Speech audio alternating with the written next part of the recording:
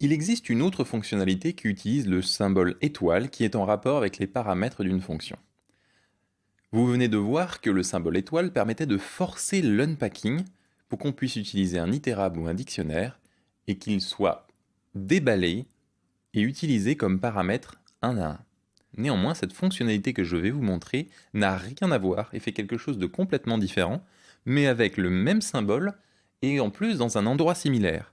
Les gens ont donc tendance à confondre ces deux fonctionnalités et je vous invite à regarder les deux vidéos plusieurs fois l'une après l'autre pour bien pouvoir distinguer les deux cas. Retournons sur ma fonction moyenne. Ici, moyenne prend A et B. Néanmoins, c'est une source de problème si jamais je veux rajouter un nouvel élément. Il faut que je rajoute une virgule et C, et qu'ensuite je rajoute ici une nouvelle variable. Et si je veux en mettre 4, il faut que j'en mette alors encore une autre.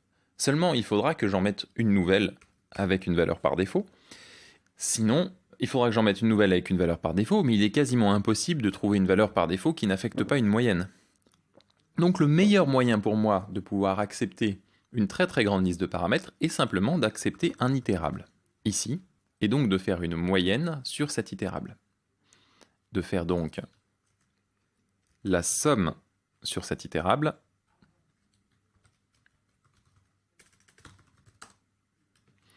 divisé par la longueur de cet itérable.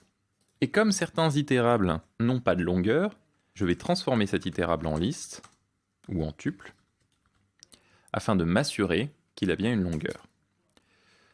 Somme est une fonction qui est intégrée dans Python, on peut l'utiliser de n'importe où, c'est une fonction qui fait la somme de tout le contenu de n'importe quel itérable. Nous avons donc ici une fonction moyenne plus générique. Évidemment, la docstring n'est plus valable.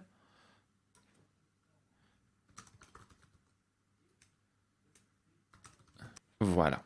Et nous avons une nouvelle fonction moyenne.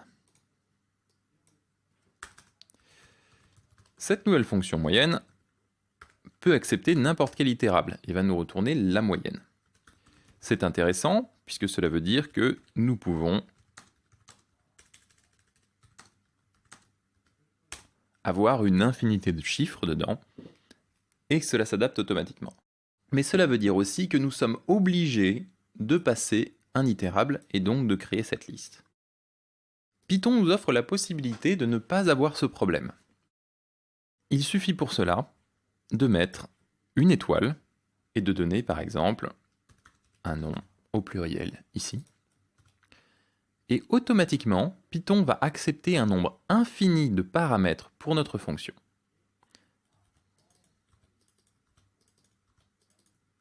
Nombre sera automatiquement un tuple, il n'y a donc pas de conversion à faire.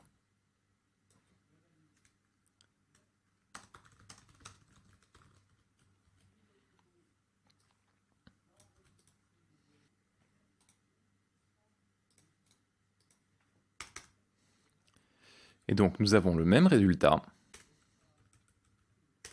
mais sans avoir besoin de passer un itérable. Quel que soit le nombre de paramètres, Python les accepte avec plaisir. Et cela marche même sans aucun paramètre.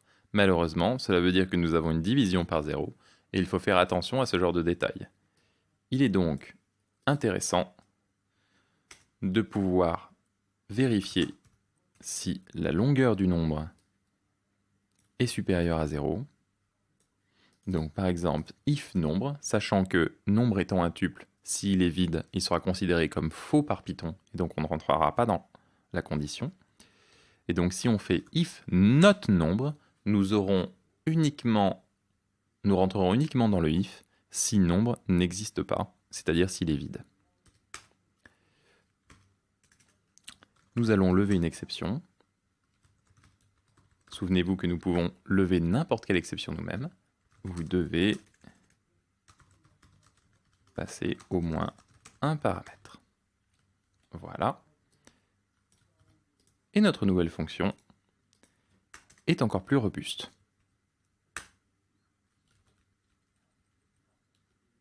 Elle fonctionne toujours de la même manière, mais maintenant déclenchera une erreur très claire si jamais on ne passe aucun paramètre.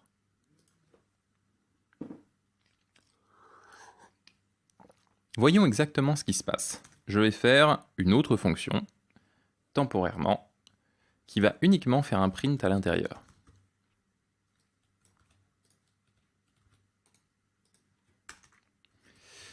Si je passe moyenne, et que je lui mets absolument rien, vous voyez que nombre est un tuple vide. Si je lui passe un paramètre, nombre est un tuple à un élément. Si je lui passe deux paramètres, nombre est un tuple à deux éléments. Si je lui passe trois paramètres, nombre est un tuple à trois éléments. Donc en fait, Python collecte tous les paramètres et les stocke sous forme de tuples à ce niveau-là, si on utilise l'étoile. Il est aussi possible d'accepter un nombre infini de paramètres positionnels en utilisant la double étoile. C'est le même principe. Mais dans ce cas-là, il faut donner des noms et des valeurs. Et nous récupérerons alors un dictionnaire. On peut tout à fait combiner toutes les approches. Par exemple, mettre un paramètre normal, mettre un paramètre avec une valeur par défaut, accepter des paramètres infinis positionnels, demander un paramètre positionnel obligatoire, et ensuite des paramètres positionnels infinis. Et voici ce que ça donne. A, B, args, C, nombre.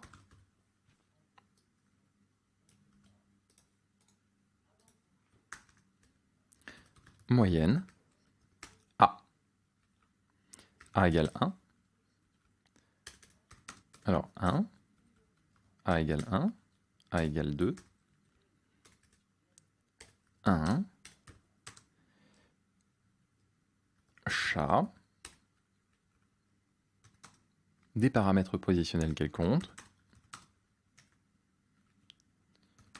C qui ne peut être que donné avec des paramètres en keyword argument, et ensuite d'autres keyword arguments.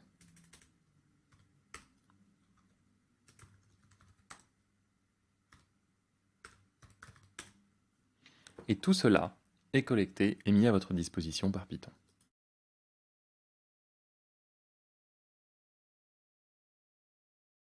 Ces outils ne sont pas indispensables. Vous pouvez très bien écrire d'excellents programmes Python sans avoir à les utiliser. Ils sont juste pratiques pour pouvoir créer des fonctions exactement comme vous le souhaitez, qui acceptent les paramètres exactement tels que vous le souhaitez. C'est ce qu'il s'appelle créer une API. Une API est l'aspect de votre programme, ce que vous voulez exposer au monde. Plus une API est belle, plus votre code est facile à utiliser.